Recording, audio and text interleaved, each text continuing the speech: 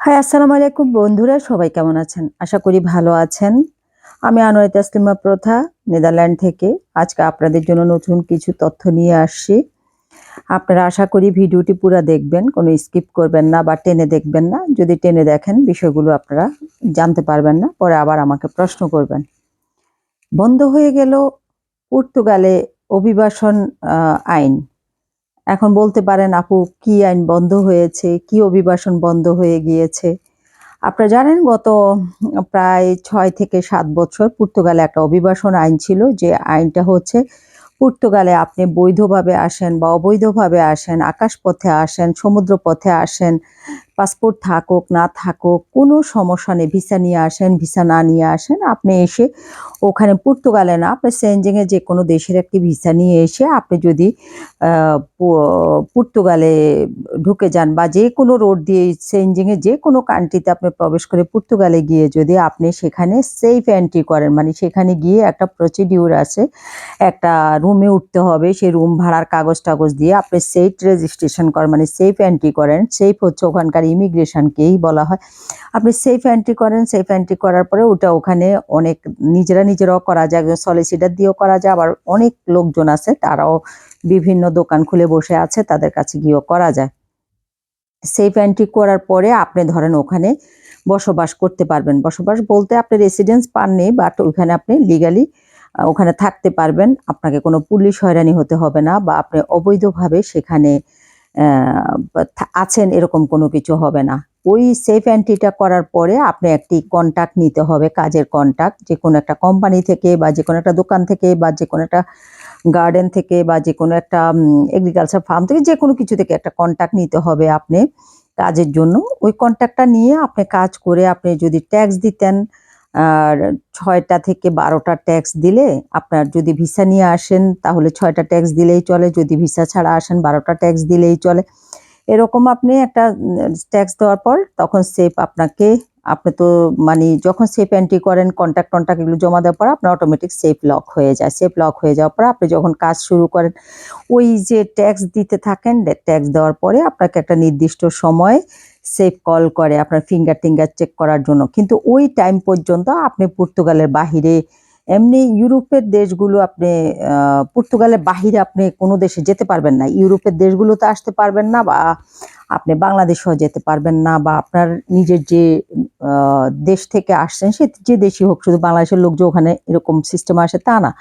মোটামুটি পৃথিবীর অনেক দেশের লোকই আসে। তো সে তার নিজের দেশে আর যেতে পারবে না যতক্ষণ পর্যন্ত তার সেফ থেকে তার ফিঙ্গার না নিবে এবং সেফ তাকে না কল করবে এবং সেফ থেকে তার সে রেসিডেন্স না পাবে, ততক্ষণ পর্যন্ত সে আর কোথাও মুভ করতে পারবে না। আচ্ছা, যাক, তো ৬ টা থেকে ১২ টা ট্যাক্স দেওয়ার পরে এটা ডিপেন্ড করে আপনি কোন ক্যাটেগরির উপরে এসেছেন সেটার পরে তারপর আপনাকে ডেকে আ আপনাকে ট্যাক্সগুলো চেক করতো। লাস্ট 6 মান্থের ট্যাক্স-টুক্স দেখতো এবং আপনার কাগজপত্র দেখতো। পুলিশের রেকর্ড, আপনার কোনো খারাপ রেকর্ড আছে কিনা পর্তুগালে সেগুলো দেখবে। দেখে-টেখে আপনাকে যদি দেখে যে সবকিছু ভালো, আপনাকে কাজ-টাজ সবকিছু দেখে আপনাকে রেসিডেন্স দিয়ে দেয় নরমালি। তো এই রেসিডেন্স যে দিয়ে দেয়, এই রেসিডেন্স দেওয়ার পরে আপনি ধরেন রেসিডেন্স পেয়ে গেলেন। আগে ছিল ৩ বছরের রেসিডেন্স ফার্স্ট দিত, পরে ২ বছরের দিত, তারপর আপনি পাসপোর্টের জন্য এপ্লাই করতে পারতেন। আবার তারা নতুন নিয়ম করেছে, ১ম এ ২ বছর দেয়, পরে ২ পরে ৩ বছর দেয়, পরে পাসপোর্টের জন্য এপ্লাই করে। এভাবে করে তারা নিয়ম-কানুন পরিবর্তন করে প্রতিনিয়ত। তো যাই হোক, গত ৬-৭ বছর থেকে এটা একটা সুন্দর আইন ছিল। এটা করা যেত। কারণ পর্তুগাল আপনারা জানেন ইকোনমিক্যালি খুব একটা খারাপ অবস্থায় ছিল। আপনার চ উম ৭০০ ৭৫০, মানে আগে ৬০০, তারপর ৬৫০, এখন ৭০০ ৭৫০ এরকম। এই টাকা ইনকাম করা ওখানে খুবই কঠিন। মানে টাকা বলতে কি ইউরো ইনকাম করা খুবই কঠিন ছিল। যে কারণে গভর্নমেন্ট এই অভিবাসন আইনটা চালু করেছে যেন লোকজন গিয়ে ওখানে রেসিডেন্সের আশায় যেন তাদেরকে ট্যাক্স দেয়, গভর্নমেন্টকে ট্যাক্স দেয়। এই ট্যাক্সটার জন্যেই তারা যেন রেভিনিউ পায়, এটার জন্যেই তারা আসলে এই অভিবাসন আইনটা মানে চালু করেছিল। তো তাদের ইকোনমিক্যালি তারা নিজেকে ডেভেলপ করার জন্য, মানে নিজের দেশকে ডেভেলপ করার জন্য।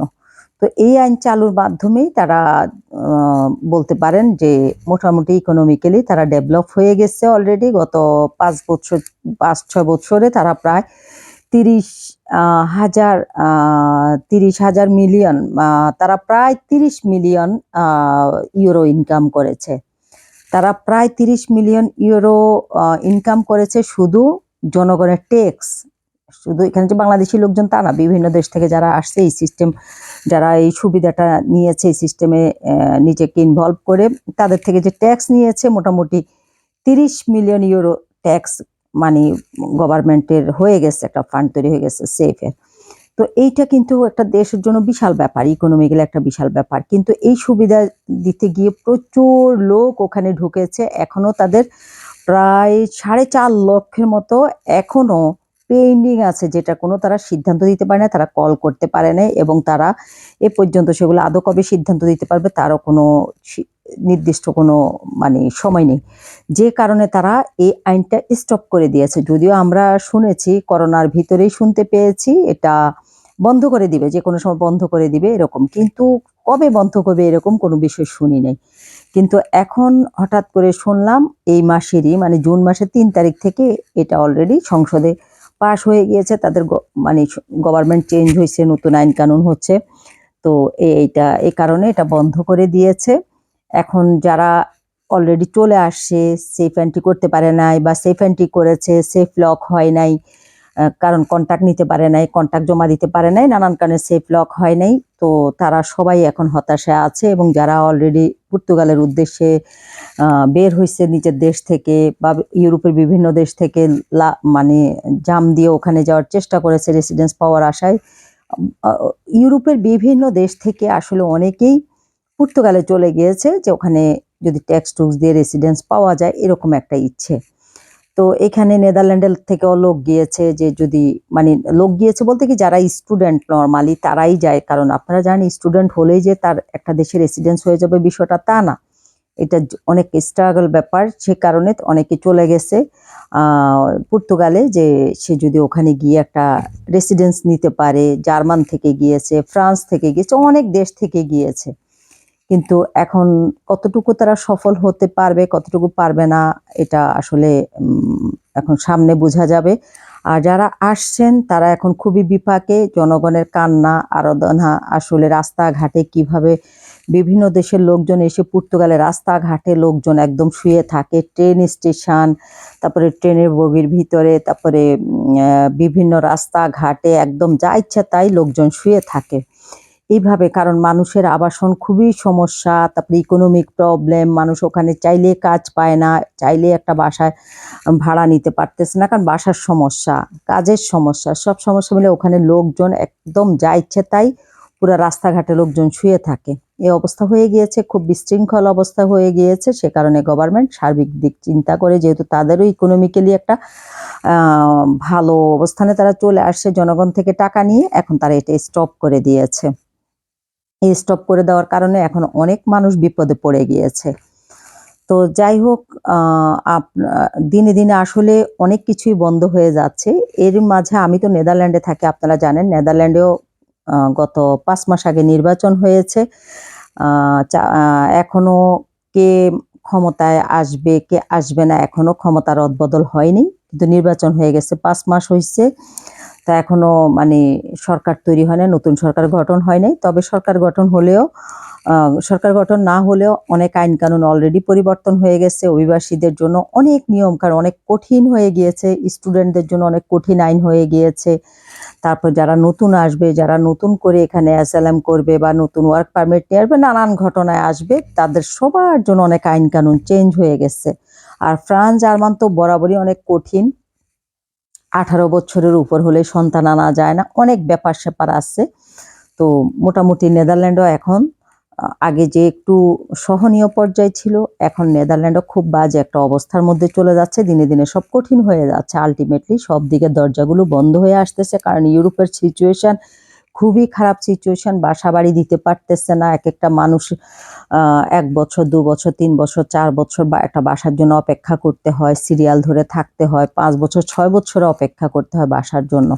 তো আবাসন সমস্যা, কাজের সমস্যা বিভিন্ন দেশে, সে কারণেই যদিও নেদারল্যান্ডে আবাসন সমস্যা আছে, কিন্তু কাজের কোনো সমস্যা নাই, কাজ অ্যাভেলেবেল, কাজের কোনো অভাব নেই।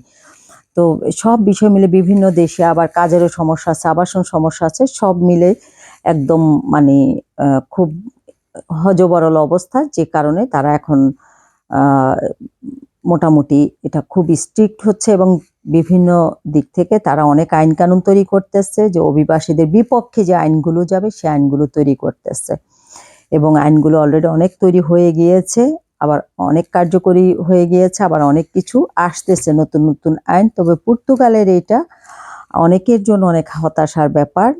তো আশা করব আপনারা যখন নিজের সমস্ত কিছু শেষ করে নিজের সমস্ত কিছু বিক্রি করে মানে অন্য একটা দেশের জন্য পা রাখবেন, নিজের পরিবার বা নিজের কথা চিন্তা করে যখন অন্য একটা দেশের জন্য পা রাখবেন, অবশ্যই আপনারা ফিউচারের কথা চিন্তা ভাবনা করে আপনারা কোন দেশে আসবেন, কতটুকু ভালো থাকতে পারেন এগুলো জেনে শুনে ভালোভাবেই তারপরে আপনারা আসবেন। শেষ কথা বলবো, এখন আপনাদের জন্য একমাত্র আমি যা দেখছি সেটা হচ্ছে ওয়ার্ক পারমিটে আপনারা পোল্যান্ড আসতে পারেন, হাঙ্গেরি আসতে পারেন, আর হচ্ছে মাল্টা আসতে পারেন। এই দেশগুলোতে আসতে পারেন। এই দেশগুলোতে আসলে আপনাদের জন্য হয়তো ভালো কিছু হবে। ভালো কিছু না হোক অ্যাটলিস্ট কোনো রকম কিছু করে খেতে পারবেন। তো আজকে এই পর্যন্তই রইল। আল্লাহ হাফিজ। আসসালামু আলাইকুম রহমতুল্লাহ বারাকাতুহু।